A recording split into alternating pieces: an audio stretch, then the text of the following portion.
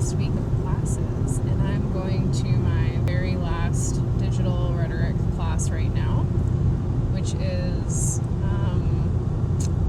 kind of exciting because it's marking the end of my coursework, and also kind of sad because I've really liked this class and I've really liked what we've done this semester, and I got to revisit some old data and look at it in a new way, so that I think is pretty cool.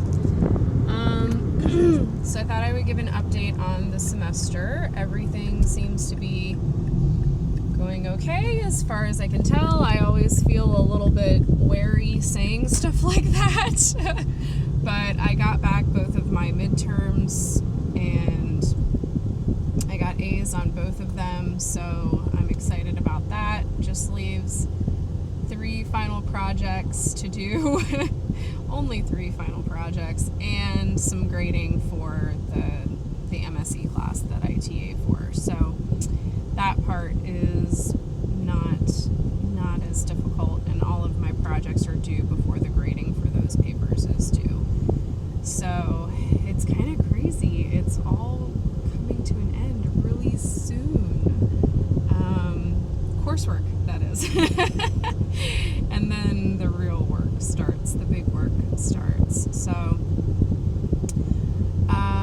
let's see, final projects for my classes are a 25-page paper for my rhetoric and society class. Kind of a lot. I don't really know what I'm going to write about for 25 pages. But the topic that I'm using is college access as social justice. So not just education broadly, but access specifically. So in the 60s, with open enrollment coming to universities, the implication in a lot of places, not just in higher ed, was that would enable anyone to go to college. So if we make it open access, anyone can go. And while that is, I guess that seems logically sound. It seems to make sense that if you open up the gates somewhere, everyone is welcome to come. But I'm reminded of this blog entry that I read a year or two ago from a woman who directs a writing center. I want to say she's at Jackson State. I'd have to look it up. But she had this really great couple of blog posts, and she talked about how with HBCUs that the idea for conferences and for scholarship and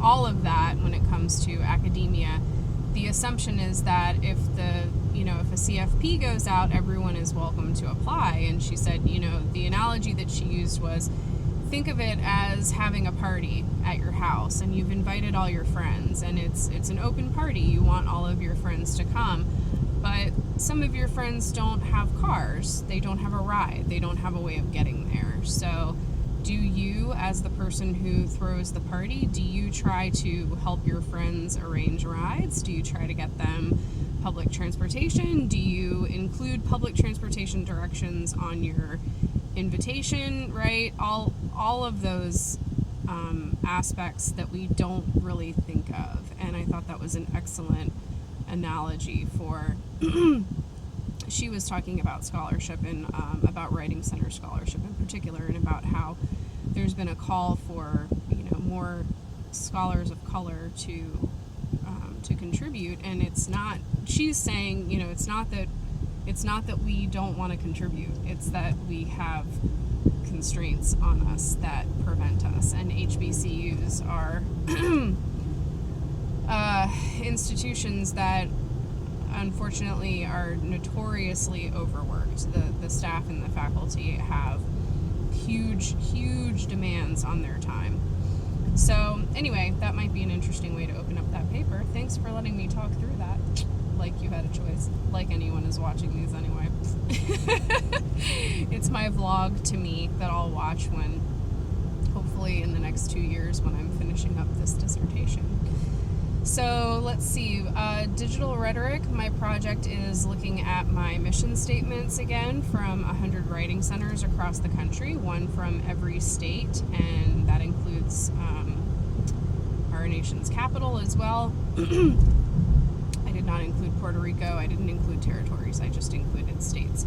So I looked at it again, I segmented the data, I have 531, I believe, segments of data, yay. I calculated simple agreement, and that was 90%, but my Cohen's-Kappa calculations are a little bit different. It's still good to very good on the rater reliability, so that's pretty cool. We're going to be writing up something about what we found in our data, and we're going to be presenting some results from our data today in class, so that's kind of exciting. I'm using it as a way to think about and kind of give some exigence to my dissertation, which is going to be a feasibility study of a technical writing lab.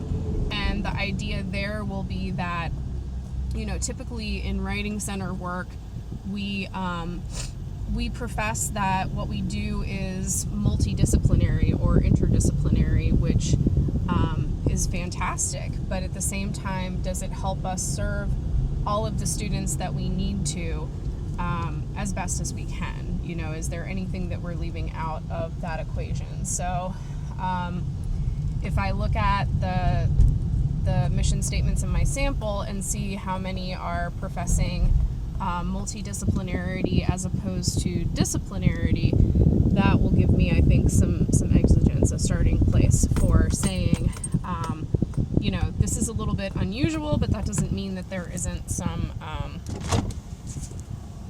necessity for it.